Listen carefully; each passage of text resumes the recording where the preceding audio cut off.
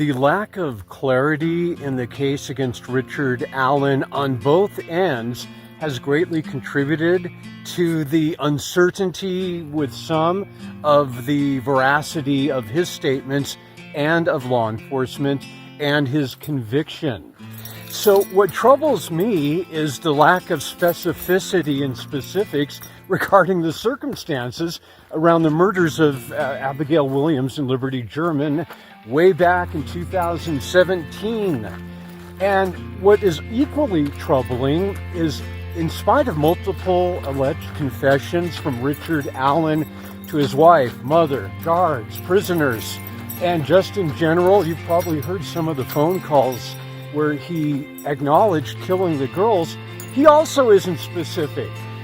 I think if Richard Allen would like to confess and be specific about the circumstances of that day, February 13th, 2017, it would greatly help toward resolution for the families and for everyone, as much as that's even possible in such a horrible case like this.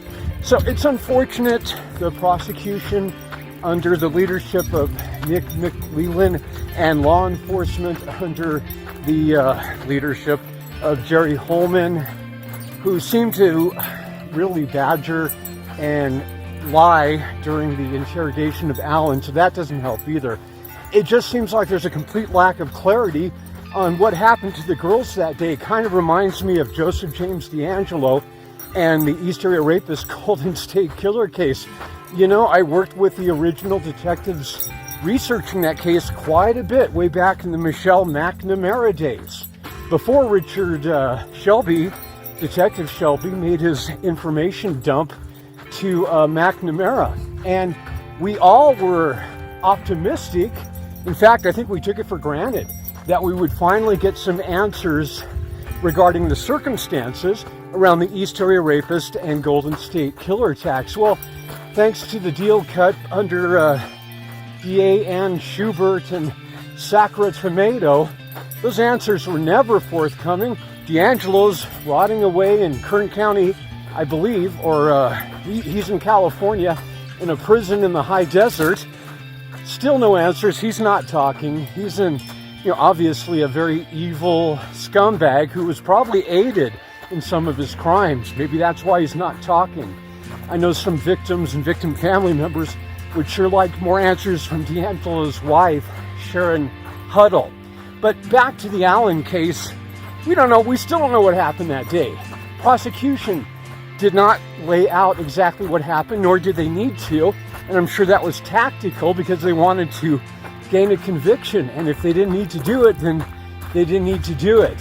So this absolute lack of clarity has led to confusion regarding Allen's presumed guilt now, certainly based on the evidence we heard.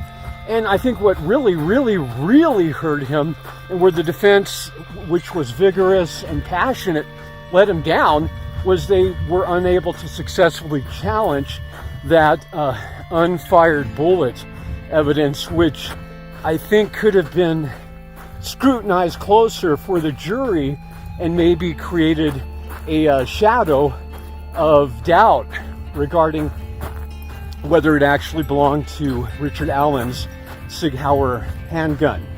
So there you have it. We still, months after the conviction, and probably years from now, we won't know the circumstances of exactly what happened that day.